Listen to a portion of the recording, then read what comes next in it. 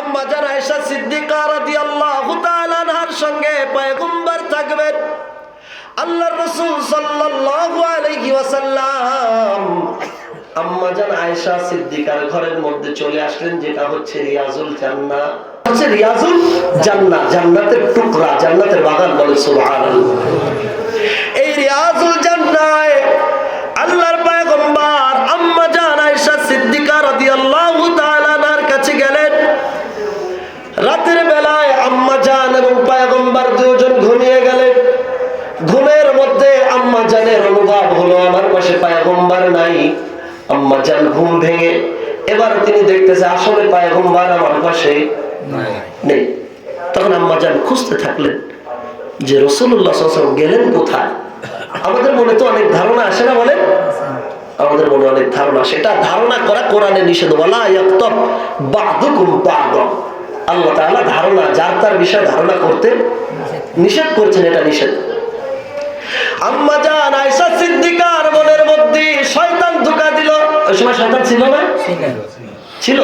আচ্ছা, আম্মা জান আয়েশা সিদ্দিকা মনে করলেন পয়গম্বর আমার ঘরে, আমার হুজরায় আসার পরে রাসূলের বোধহয় অন্য কোন বিবির কথা মনে হয়েছে, তার সঙ্গে কথা বলতে গিয়েছেন। আম্মা জান রাতের বেলায় ঘুম থেকে উঠে এবার পয়গম্বরকে খুঁজতে গিয়ে দেখে পয়গম্বর জান্নাতুল বাকির কাছে দাঁড়িয়ে কান্না করে। আম্মা জান আয়েশা সিদ্দিকা ভেবেছিলেন, আম্মা জান ভাবছিলেন যে পয়গম্বর অন্য আম্মাদের ঘরে গেছেন। রাসূলুল্লাহ অন্য আম্মাদের ঘরে গিয়েছিলেন? তিনি ছিলেন কোথায়? জান্নাতুল বাকিতে। এবার আম্মা জান চলে আসলেন, এসে শুয়ে পড়লেন। শোয়ার সাথে সাথে ঘুম আসে? ঘুম আসে না। রাসূলুল্লাহ ওখান থেকে ফিরে আসলেন, এসে পয়গম্বর আম্মা জান একটা ঘুমন্ত মানুষ আর মাত্র শুয়েছে, এমন মানুষ দেখলে আমরা অনেক সময় ধারণা করে বলতে পারি না যে সে মাত্র শুয়েছে। তো আম্মা জান আয়েশা সিদ্দিকার মাথায় পয়গম্বর হাত দিলেন। পয়গম্বর আম্মা জান আয়েশা সিদ্দিকাকে অত্যন্ত ভালোবাসতেন, কারণ এই বিয়ের ঘটক ছিলেন কে?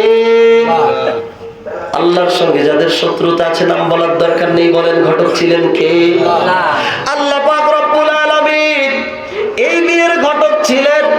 আম্মা জান আয়েশা সিদ্দিকার মাথায় পয়গম্বর হাত দিয়ে বলেন, ইয়া আয়েশা ইয়া হুমায়রা, তুমি কি ঘুমাও নাই? কি ধারণা করছিলা?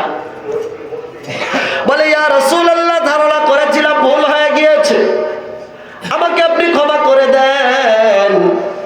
আম্মা জান আয়েশা সিদ্দিকা রাদিয়াল্লাহু তাআলা আনহা বলেন, পয়গম্বর আমাকে বলেন, ও আয়েশা, আজকের রাতটা লাইলাতুন নিসফি মিন শাবানের রাত, এই রাতের মধ্যে আমি জান্নাতুল বাকিতে গিয়ে মুসলমানদের জন্য দোয়া করেছি।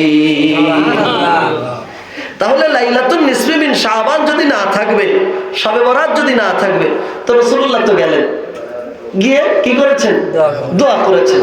এবার লাইলাতুন নিসফি মিন শাবানে রাসূলুল্লাহ পক্ষ থেকে আরো একটি আমল পাওয়া যায়, সেটা হচ্ছে হাদিসে আসে, ইলা যখন কানাত আসবে লাইলাতুন নিসফি মিন শাবান, শাবান মাসের 14তম দিন।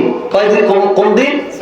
ইলা যখন কানাত আসবে লাইলাতুন নিসফি মিন শাবান, শাবানের মধ্যকার দিন 14তম দিন, ফাকুমু কিয়াম করবা লাইলাহা রাতের বেলায়, ওয়াসুমু রোজা রাখবা নাহারাহা দিনের বেলায়।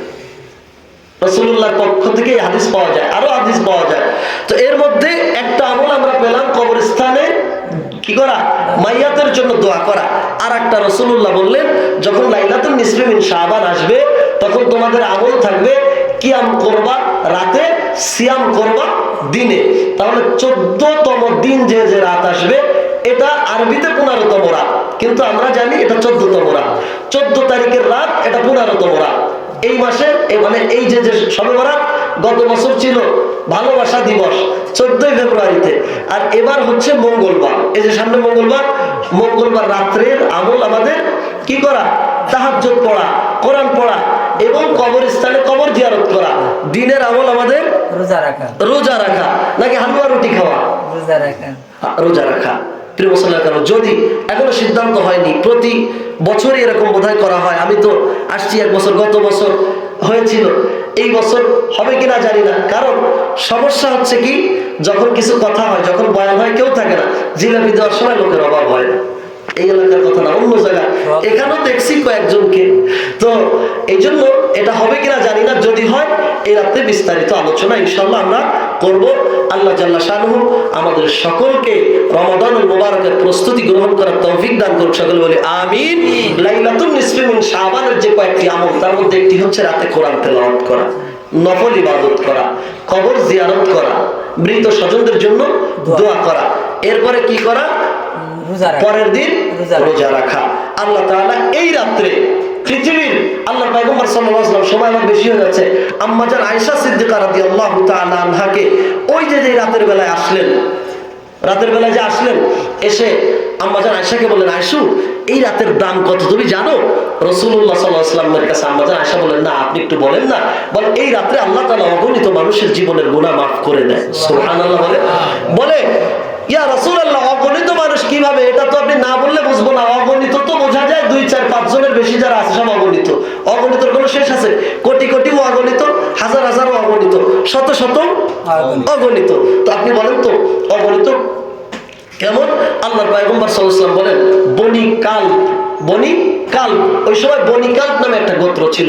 রাসূলুল্লাহ বলে বনি কালবের যে গোত্র, এই গোত্রের অন্যদের কথা বললেন না, শুধু বনি কালবের গোত্রের কথা বললেন। কারণ তাদের যে ভেড়া বকরিগুলো ছিল এগুলি অন্য জাতের, এগুলি শরীরে একটু পশম বেশি ছিল, অন্যগুলির থেকে এদেরগুলো কি ভিন্ন, পশম বেশি।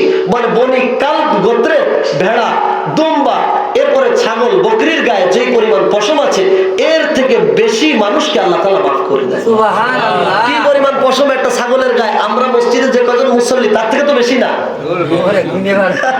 গুনে পারা যাবে?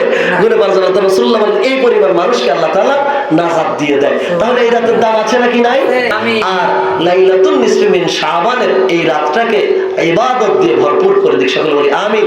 এই রাতে আল্লাহ তাআলা 7 শ্রেণীর মানুষকে ক্ষমা করেন না। রাসূল বলছে বনি কালবের যত পশম আছে মাফ করে দেন এই পরিমাণ মানুষকে, কিন্তু এর মধ্য থেকে 7 শ্রেণীর মানুষকে আল্লাহ